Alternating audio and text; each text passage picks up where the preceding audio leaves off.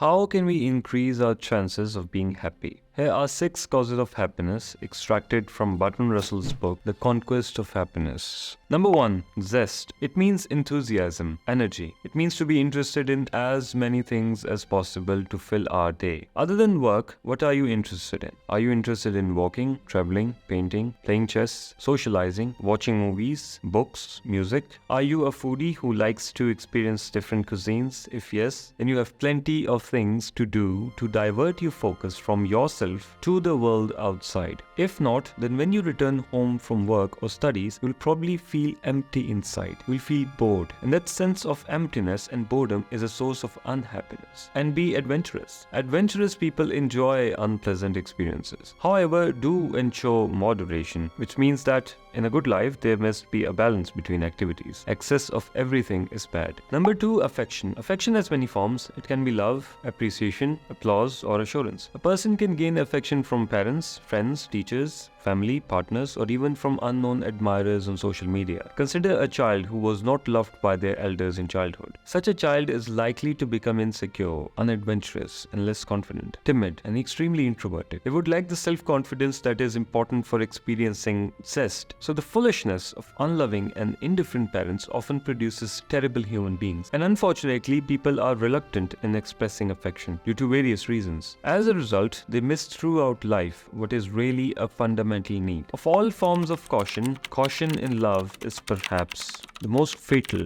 to true happiness. Number 3, the family. Affection of parents for children and of children for parents is capable of being one of the greatest source of happiness. The reason is that parental affection is a unique kind of love that a person feels for no other human being except their children or their parents. It is a special emotion, not to be found elsewhere. It is also the most reliable form of affection. It is not entirely selfish. For example, friends like one another due to certain merits. Lovers love each other due to their charms. If the merits or charms vanish, friends and lovers may vanish. This is not the case with parental affection because it is unconditional. Number 4, work. It prevents boredom. It makes holidays delicious, consumption of food fulfilling, provides a purpose in life, lays the groundwork for setting ambitions, and makes the moments of rest and leisure enjoyable. In absence of work, boredom makes a person extremely unhappy. Even the most dull work is better than idleness. However, when work is interesting, it is capable of giving even greater satisfaction in life. And there are 2 elements that make work interesting. 1, the exercise of skill, a skill that not only earns income but also offers infinite chances of improvement and some amount of applause as well. And 2,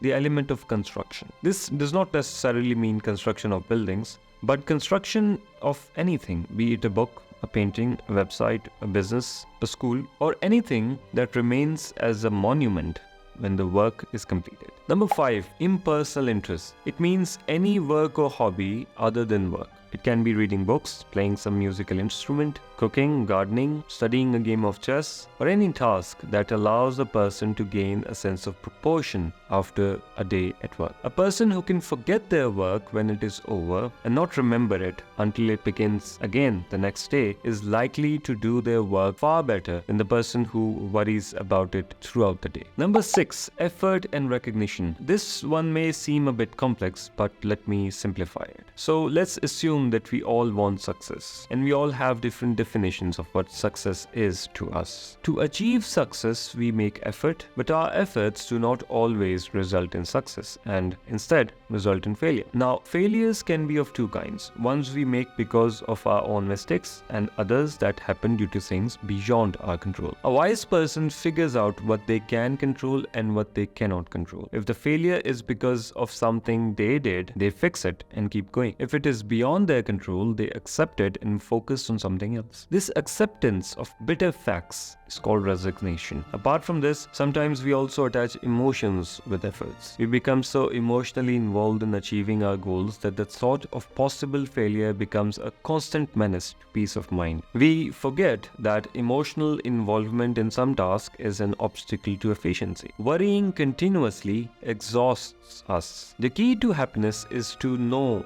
when to make an effort, how much energy to invest in effort, and when to resign from that effort. So, were you able to relate with these causes of happiness? Let me know in the comments, and do share this episode with someone who may need it.